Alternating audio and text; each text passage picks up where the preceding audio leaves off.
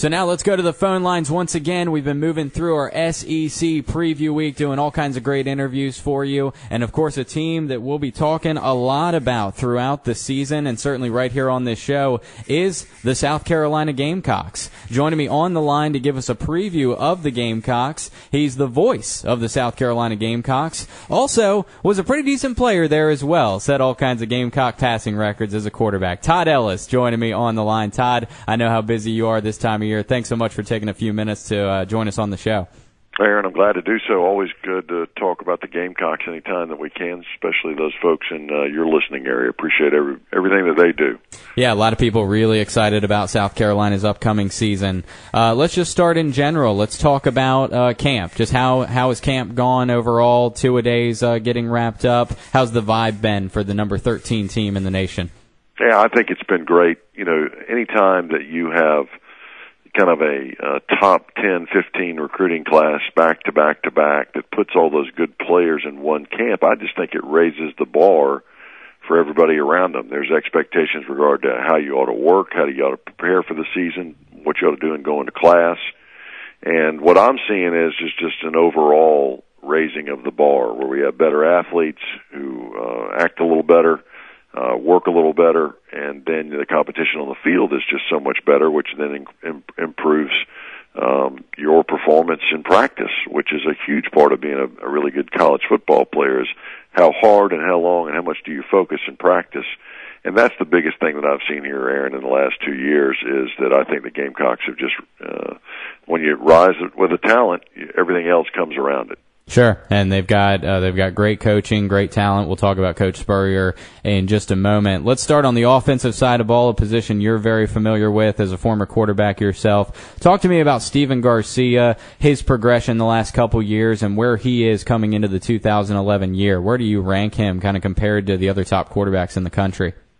Well, Stephen's obviously been much maligned, but most of it's been done because of his work off of the field, and rightfully so. He's done some knuckleheaded things, but his teammates love him. He's extremely tough. He throws around over 60% of his passes, 3,000 yards last year, 17 touchdowns. He let a couple interceptions slip late in the year, which hurt his ratio a little bit there, but you know, he is very well equipped to come back and take this football team to a very special season. As you do everything right, no, sometimes he's not as accurate as some other guys around. He gets a little loose with his mechanics, but when he's focused and concentrating, he's tough to beat because he can pick up that 7-8 yards or run the quarterback draw and hit those big receivers on the outside. I think if the Gamecocks don't play really well this year, it will not be because there's a problem at quarterback. I think Stephen Garcia would be a fine starter, and Connor Shaw still pushing for that time and could start himself before the end of the camp here in the preseason. So I think quarterback play is going to be pretty good. It's obviously always scrutinized, but I think Garcia's off-field problems really have little to do with what he's been able to accomplish on the field, and he's going to break all my records this year if things continue like he had, and that's a good thing. I don't care how you've done it. If you've been suspended 5 times or 50 times, you put those kind of numbers up, you're doing something. Sure, absolutely. Now, you mentioned the competition, that there is still a competition at quarterback, and there seems to have been an ongoing competition for the last couple of years. There always seems to be someone pushing the guy that's starting. Do you like to see that, or would you rather a team really kind of say, this is our guy, this is who we're going with, whether things are good or bad right now? I think there's a balance. I think it's always good to have competition, particularly in the preseason. I don't think you have to name a starter some 10 days before, or I think as long as you know the week beforehand, hey, I've got confidence, I'm going with you, and you're going to go in. I don't believe as much as Coach Spurrier does in pulling guys, although he doesn't do it as much as people believe that he does. Somebody's not having a good game, or he'll switch him out occasionally, but he just haven't done that much with Stephen Garcia. He's been the man that's been there most of the time. So I think he's actually, had a pretty good balance with handling those quarterbacks. It's just sometimes he's incredibly critical of them and their play. He just has a high standard on what they ought to be doing. And that's not just Garcia. That's anyone who's ever played for the head ball coach. So I don't think it's a problem, particularly in preseason camp, that you've got good competition at every position, and that includes quarterback. We're talking with former quarterback for the South Carolina Gamecocks, current broadcaster, play-by-play broadcaster for the South Carolina Gamecocks. You can hear him across the South Carolina radio network. Todd Ellis joining us, previewing the South Carolina Gamecocks as they prepare just over a week away from their season opener against East Carolina in Charlotte. Let's stick with the offense for another question, but move to a different player. Marcus Lattimore, incredibly impressive his freshman season, rushed for 1,197 yards last year, breaking the school's freshman running record by 349 yards. Just astounding numbers. Can he be better this year, and what does he have to do to be better? Yeah, National Freshman of the Year, broke the touchdown record for single season, which is saying a lot considering we've had the Sterling Sharps and the George Rogers and Harold Greens over at South Carolina, and he holds the record now for touchdowns in a single season. He can be better. I think mostly with regard to his ability to pick up the blitz and then be a receiver. You know, he caught over 20 passes and a couple of touchdowns, but Marcus, I think, can be even a bigger weapon. You know, people play all these soft zone now, particularly in the red zone. They used to play all this man. Now they play soft zones, back up and say, okay, you got to throw it in front of us and try to run in. Well, I think that's the best thing Marcus really does in a lot of ways, which is catch it in traffic or run into traffic and break tackles. And that's why Gamecocks were so much better in the red zone last year, because they could actually run the ball with him, and he'd make people miss, and or he would just break a bunch of tackles. If he can do that this year and be a weapon in the red zone coming out of the backfield catching football, then I think he can be better. But listen, no one in South Carolina has got any complaints over Marcus Lattimore. This kid has been golden with regard to what he's done on and off the field, and so proud of him to have him as a South Carolina representative. And if he just has a moderate season, he'll be great again. You had some great offenses when you played with the Gamecocks from 86 to 89. How does this offense as a whole compare to South Carolina Gamecock offenses in history? Do you think it can be, numbers-wise and statistic-wise the best one ever?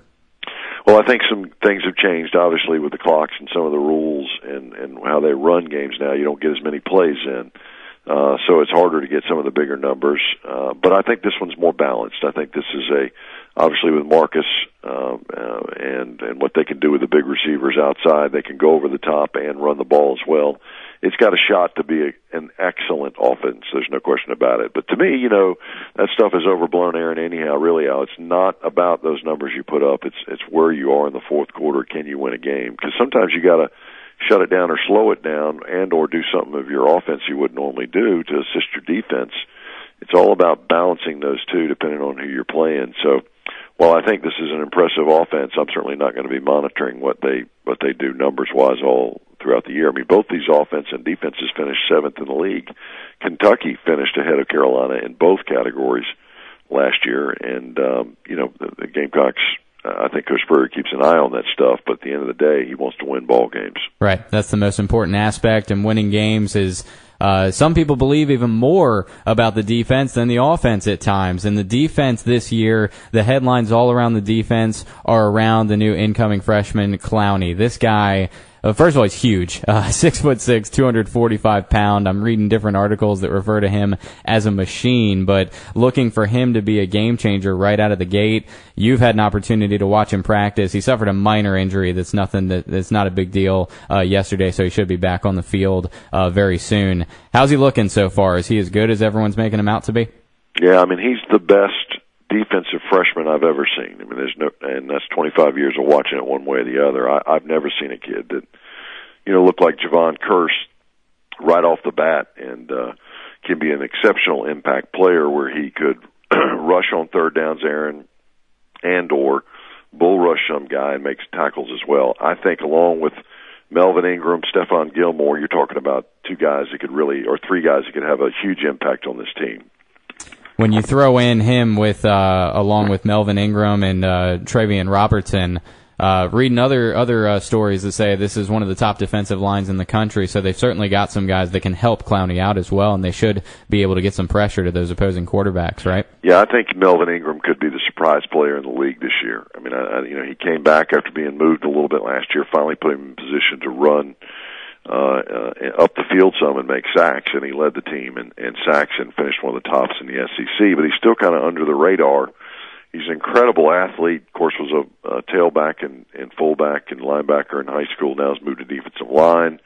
He's got an incredible vertical jump. He can throw the football 70 yards. He's very athletic, and I just think he's going to be the surprise player in the league on defense. And he's still got Devin Taylor over there, Travian Robertson. All those guys are quality players who should be able to keep some guys off the linebackers and make some plays this year. Todd Ellis, the voice of the South Carolina Gamecocks, giving us a quick preview. Final question or two for you, Todd. All the parts seem to be there. I know there were some questions coming into camp with the kicking game when you lose Spencer Lanning, but you can speak to that a little bit. But as a whole, all the parts seem to be there. What questions are kind of still facing this team here with a week and a half to go to the season that will need to be answered progressively into the first month of the season, maybe? Well, I think you hit part of it is, obviously, I've watched Jay Wooten and those guys kick, and our punters battle it out a little bit. I think they've done a good job, and we've got some quality guys in legs, but you never know until you get in the game. Spencer Lanning and Ryan Suckup, his predecessor, were so money, and their ability to go out there and knock them down, and that could be a big part of it. The return game will be a lot better. And then the other thing is you just need some luck and some good game management from Steven Garcia, which is always what generally it comes back to. But you're talking about a team that scored 30 points a game last year. They should be in that 32, 33 points a game, if not even better than that. And I can't believe Ellis Johnson's going to have a defense that gives up more than 22 or 23 points per game. And you got to have some luck going on the road when you play Tennessee and Georgia on the road. You play Arkansas, incredibly tough ball game. And, to get back to 9, 10, 11 wins. But this is certainly a team that has the parts. I don't think there's any denying of that it should compete with every team on its on the schedule this year and has a chance to beat every team on the schedule this year. Schedule is always tough in the SEC. You just kind of touched on that real quick for us. What is the measurement of success for this team this year? Is it win the SEC championship? Is that the goal as far as a season goal, or does it go beyond that? I think, Aaron, if they don't get anybody hurt here in the rest of camp and a significant injury during the season, this is a team that ought to be back in the SEC championship game. And I think a good goal would be trying to get a BCS bowl game. I mean, sure. I don't know if they win that or not. There's some quality teams coming out of the West this year. But if they get back to the championship game and they get a BCS bowl game, that would be a very good season, obviously. He's Todd Ellis, voice of the Gamecocks. You'll hear him across the airwaves this fall. Todd, thanks so much for your time previewing the team. Best of luck in the broadcast booth and to the Gamecocks this season. Thanks, Aaron. Have a great season.